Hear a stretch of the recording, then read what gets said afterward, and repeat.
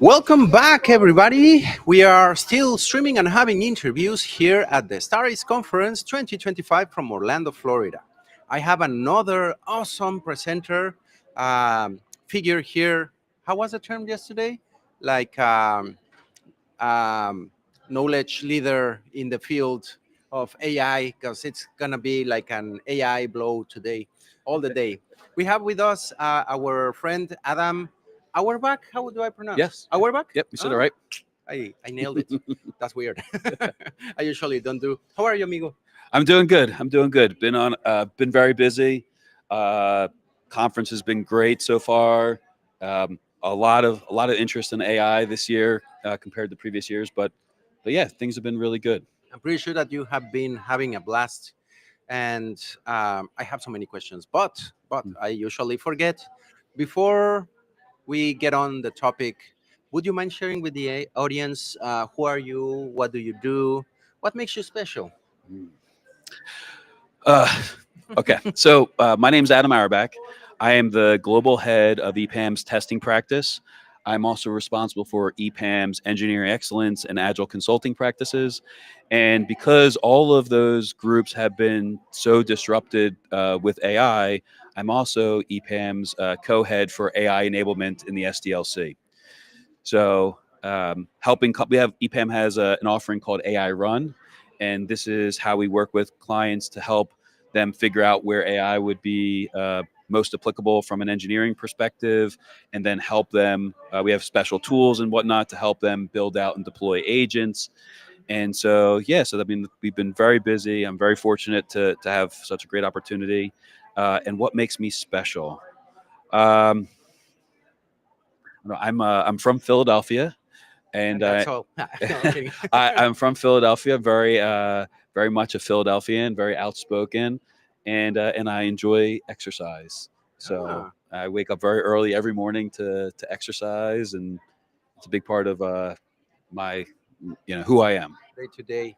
Yeah, it's something that I need to take into account a little more. I do like exercise as well, but here and there, at times it's hard to keep up with duties and personal our duty with our own body. Yeah, I, Uh, I always I wake up at 5 in the morning to start my day. you're part Um, of the early club as well. yes, because when you wake up early and you get some exercise in, your brain is ready to go. You're firing all cylinders, Yeah. and in the role that I'm in, very stressful. You're getting demands from different areas, and it just helps me navigate the day. Now, I do go to bed at like 9 o'clock, so I don't have much of a nightlife, Same but here. but yeah, it's a big part. Probably because here at the conference, you will see many of the presenters and the thought leaders walking around. And after the conference, usually there's a bar here. Sounds like you won't be finding Adam at night at the bar. No, unfortunately not. But the best thing about the conference is the networking. Oh It yeah, is being able to it doesn't have to be in the bar it only. doesn't have to be in the bar. Like I purposely will sit at breakfast and lunch with people I don't know. And I love just asking people, who are they? What do they do? Why are you here? Why are you special? Yes, the Irish special is a great question, because I think that's where you get like some of the great stories. Yeah. I've been coming here for maybe 8 years now, Whoa. Star East, Star West, and like I have made connections with people that will be a lifetime. I'm lucky that you were doing an interview with Tariq earlier. Uh, you know, Tariq works with me at EPAM, and I met Tariq here at Yeah. the conference, and so like really great connections, people that I'll always stay in contact with.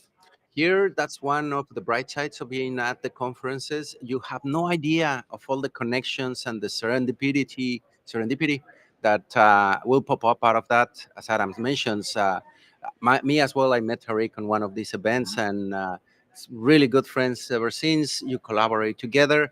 Who knows what sparks will come out of the people that you are going to meet? Maybe you're walking around and you get to talk to Adam and tell them why you are special, right? Yes, absolutely. I have people where I say to them, like, connect with me on LinkedIn. If there's any help I can give you, any advice, like, just please text me. and people have done that, and it's an offer I make to others. Like if there's advice I can help you with, like I'm happy to pay it forward for sure. We'll get some information at the end of this interview so that you can also get in touch with Adam, follow up, and send a note. That's super important. But um, one joke before we get on the serious. So you wake up early. We know that there's an early activity here at the conference. Have you ever done the yoga thing? So funny you say this.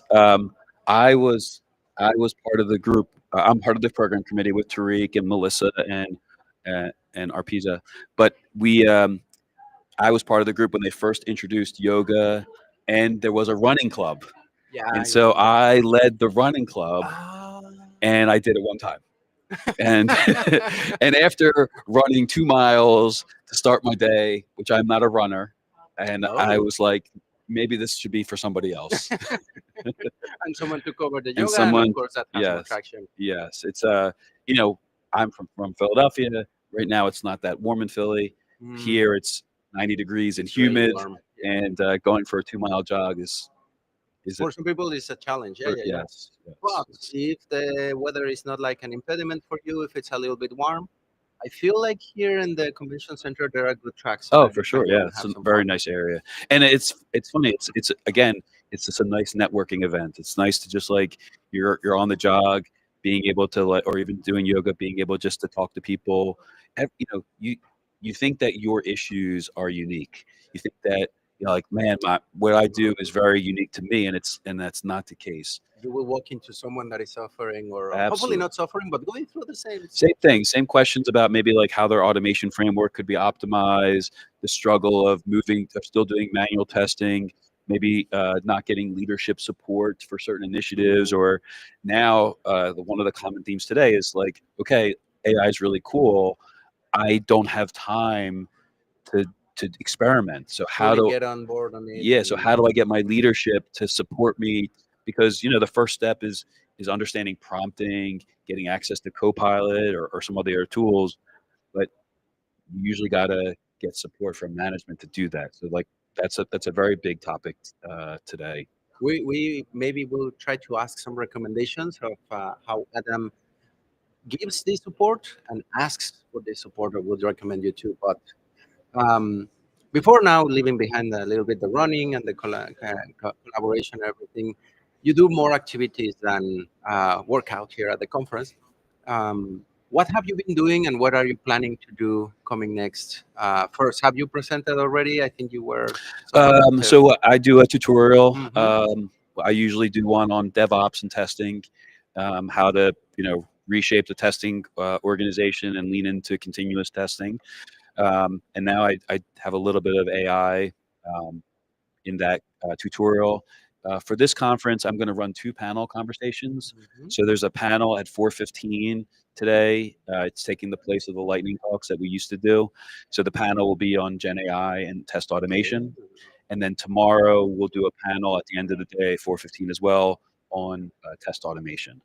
So usually the panels have they're really great because we'll have a Slido link so people can participate and ask questions. We have really great panelists, and it's just a. I always tell people when you're at these conferences, really make sure that you're asking like the questions that matter to you, Yeah. right? Like take charge of why you're here and getting those answers. And the panel talks are a really great way to be heard and make sure that you're walking away with whatever drove you to being here. It's a as well, and something that everybody that is watching, as I mentioned earlier, these panels are accessible for whoever's on the platform. If you are not here at the conference, you have an opportunity as well to send your questions, anything that truly is relevant or that you are curious. Or I even joke at times that you want to torture a little bit the presenters with tough questions, because that at times you make them think or get like something different. Don't ask the same question, Yes, right? yes, absolutely. And I think that's the big benefit. Put them on the spot. You know, uh, Donna did a great keynote this morning about agents and what agents are, what they're not are. There's some great questions to put her on the spot. Because she talked about Copilot being agentic, and you know. there's some good stuff there that Yeah. people could challenge for sure. It gets crazy, and especially I think you should take the advantage that you have these eminencies in the stage that can answer your questions, that are truly spinning the wheel on what is going on with AI and all the innovations. Which, speaking of innovations and implementing new things, you got me curious on your tutorial that you are starting to implement from DevOps into some incursions on AI. Would you mind sharing a little bit what's that new spice that you're bringing into Yeah. So a couple thoughts. Number one, like the testing space is being disrupted the fastest with big AI. time? Um, Number one, most companies underinvest in testing, right? With cost cutting, testers are usually where they make cuts and then they pay for it with production issues. But with what we do in testing, there's very little risk that if I use testing and AI together, there's very little risk about information getting out there, if you will, right? Like people are hesitant to use AI to do coding to some extent because they're afraid that their code's going to be used to train a model and then it's going to be publicly available, right? So you get a lot of scrutiny on that side. But on testing, that's not the case. Like if our test cases get out in the real world, like nothing, we're not going to be on the In front the page of chopping the block news, right right? away, or So, so people are very open to starting their AI journey in testing, and so us at EPAM, like we've built a product called Alita. It's Elita.AI. So you can go to the website and check it out. It's basically a platform you can download, you can install. There is a license fee, um, but it allows you to build out agents within your infrastructure. And when I talk about an agent, I'm talking about like an assistant. So it can integrate into your Git repo, whatever you're using for code, whatever you're using for tests, Jira, ADO. It can integrate with your test plugins, and Confluence. And so what it allows you to do is you can have prompts for how you like to write test cases or user stories or automation code. It uses RAG. So when we talk about AI and testing, a lot of people will use some version of ChatGPT, or maybe their company has created their own internal version. But prompting alone, it will help format. It will help like fixing give you ideas, but it doesn't know your applications. It doesn't know your business process. And so it only gets you so far. So the real opportunity for AI is when you're using RAG, where you can plug into your framework and say, here's my framework, here's my test script. Now go write me give me the coding changes to support my test. Only then are you going to get something really accurate. And that's what Alita allows you to do. It allows you to have the data source set up for your test scripts, your user stories, your documentation, and then it will help people creating test cases, creating automation. It will do the pull request, um, and then you can build out other agents. And that's what's happening in testing. But also, because it's happening so quickly in testing, all of these same principles apply to everything else in the SDLC. So we have testers who are now building agents for writing unit tests, or from a DevOps perspective, you can have an agent part of the pipeline, and when there's a pull request, look at the code quality. Are there sonar issues? Fix them. Is the code secure? Make the coding changes. So you can have agents now across the SDLC. Our tooling helps you do that very easily.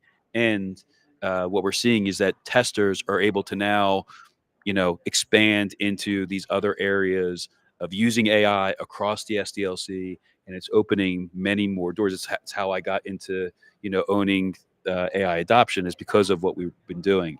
So it's just like 5 years ago when testers were implementing their frameworks into a pipeline and leaning into DevOps, and why today you see platform engineering groups that usually are a combination of testing and DevOps, CI/CD, right? And the same thing is happening with AI. How it should have been from the beginning, right? Yeah. I think that finally this is breaking a little bit these barriers. I think it's really outstanding that you are also working towards bringing them down, and I think that the support of AI is going to be a bit more powerful than our efforts in the past, Yeah. because now is you must. It's like if you want to truly integrate, I really like that idea that you are implementing from the data of the organization. Then you get truly AI in the context that you Yes. are wanting to. Uh, you mentioned as well ROM, no, RAG. Yes, Yeah. RAG. What's that for the ones of us that do not know it? Okay. So RAG is retrieval generation.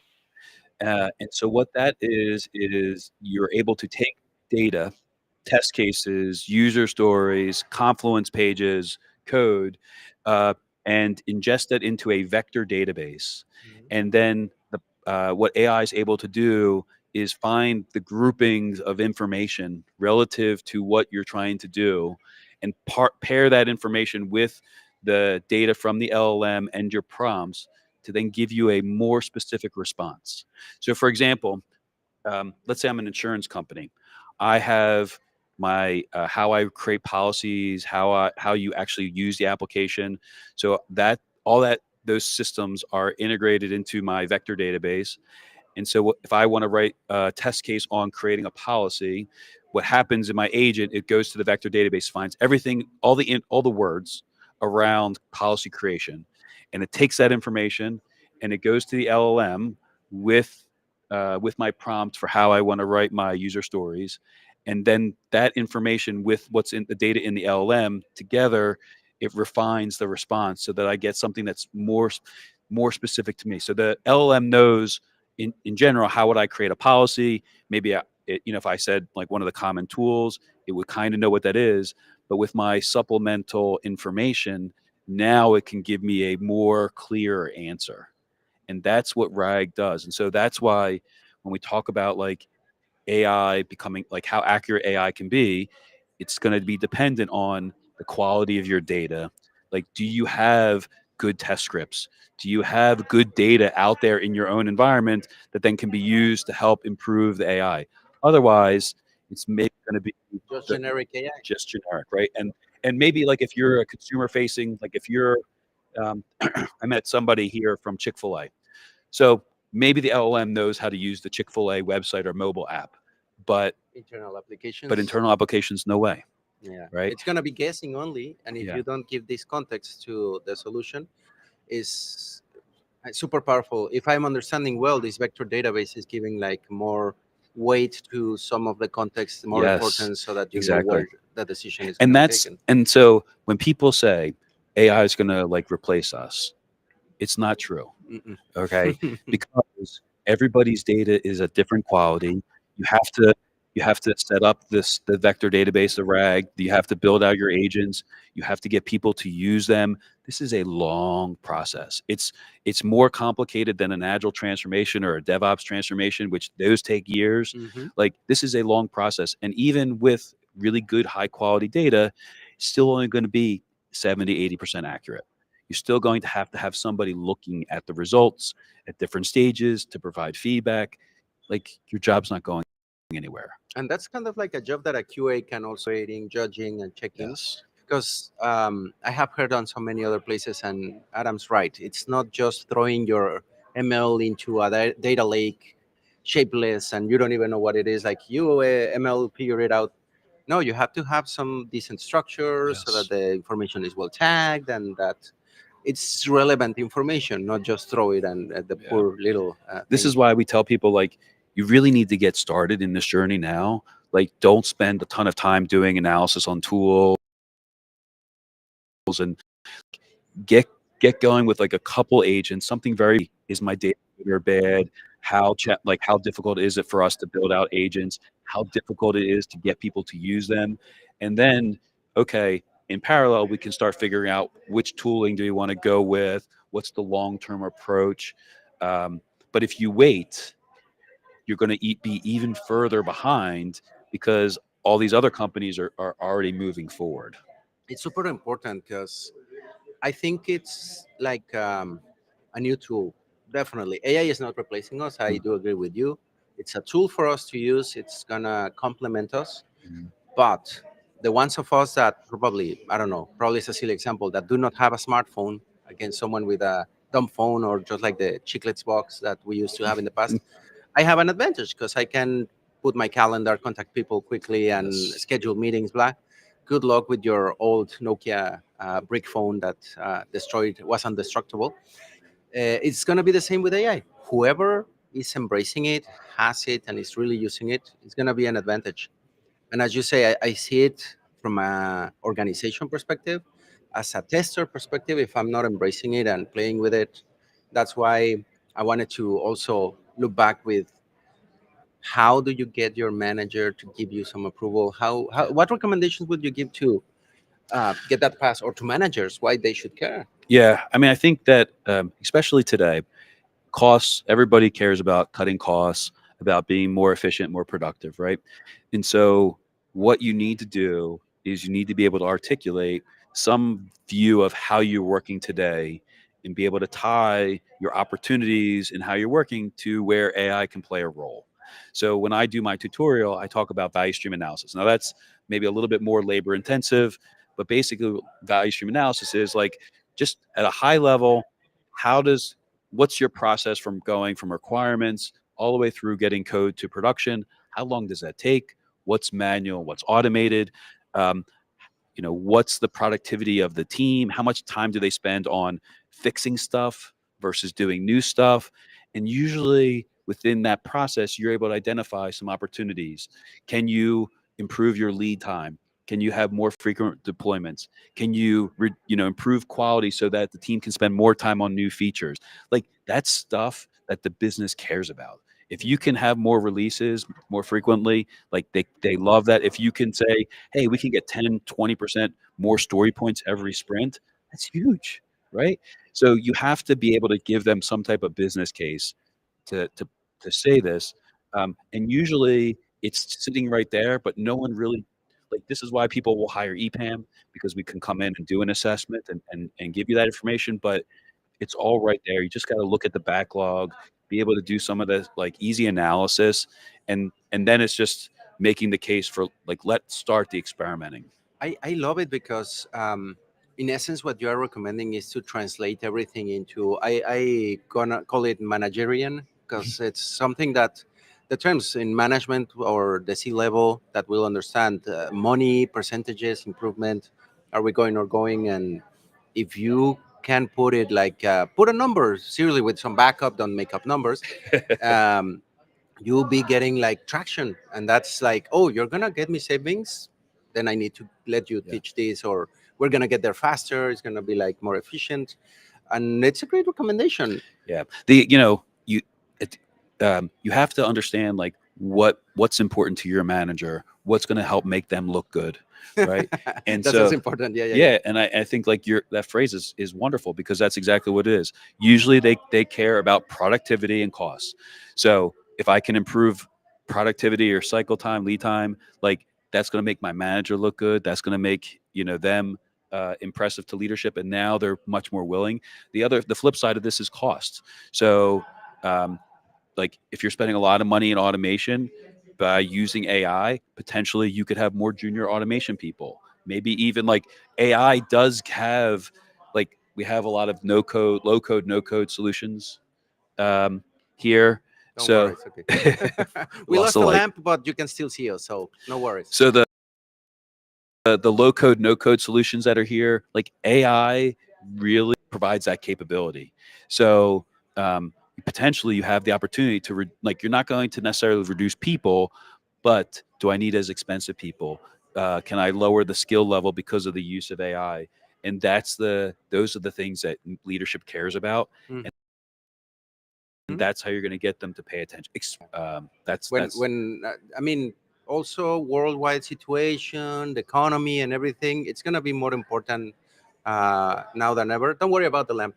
uh, we're still streaming without a problem. um, and everybody, pay attention to these recommendations from Adam. It's really important that you understand what is the perspective of management, what they are looking for. Not that we pass that many defects, or that the cycles and the release, and then no, no, no. Can you get some improvement? Make me look good, because yeah, we want to make our managers be happy and look yeah, good, right? and maybe a little controversial, right? But like defects are waste. The more defects you log, the more time people have to spend figuring out what's failing, and then fixing it, and then you're retesting it. So that's a productivity killer. It's So slowing down the release. yeah, This is always super important. You yeah, don't want to be the bad guy tester QA that is stopping every release. yeah. So It's so can you use AI to help with unit test coverage? Can you use AI to get your tests written faster so that way the developer maybe can even do more? And how can so we help so that we have less effects yes, out of the box? yes. So that helps us move faster. That helps us be more productive, and that's like that's a big ROI that management will care about for sure. Awesome recommendations, amigo. Pay Yeah, attention to that. It's super important. yeah. Now, another little detail that, in general, we were asking. I want to know some contact details and things. How can we embrace a little bit more? But you mentioned about Alita. Is there a way that people can get to know it, understand it better, play with it, or something? Yeah, so if you go to the Alita.ai website, we have documentation, we have videos. I think if you also go to epam.com, on EPAM's website, we have some white papers about AI. And we have a greater Alita is part of a bigger offering called AI Run. So there's some videos on AI Run, and what that is. So yeah, and then you can definitely you can ask questions on the website. You can reach out to myself. um, I'm Adam underscore Auerbach at EPAM.com. You can connect with me on LinkedIn, Adam Auerbach at LinkedIn. I'm also on Twitter. Bugman31 is my Twitter Bugman handle. 31, cool. I love it. Even have little icons, but yes, yeah. So people can reach out to me directly, but also there's opportunities on the website to ask for questions and watch some videos. Awesome. You got ahead on the rest of the question that was how to get in touch Oh, with you. sorry. People will be able to reach out, find out more. I love that there are white papers there and Mhm. that people can just access and start learning. Yeah. Is really, really powerful. Please, please, please, if you find this information just out there and you can start going over it, please do. And you will get an advantage, a definite advantage that will help you in your career, or if you want to help on implementation, CPAM, and so on. Is CPAM looking for people? We definitely are looking for people, but maybe not in the United States. I mean, Oh, we definitely hiring in Latin America. We have offices. atención, amigos. Yeah, offices in Argentina and Colombia, Chile, Mexico, Cool. and then obviously offices in India and Poland. So we definitely, if you went to our website, we have all of our job openings posted. So take a look. Take a look, epam.com. EPAM.com. If Yep. you are looking for a position, also EPAM is looking for you internationally. Take a look. And so now you know how to get in touch with Adam. You know how to probably look at the opportunities that EPAM is offering in the market, how to learn more about Alita and Run AI, was it? AI Run. AI Run. Close. Dyslexia, sorry. Last but not least, we have now a challenge for Adam.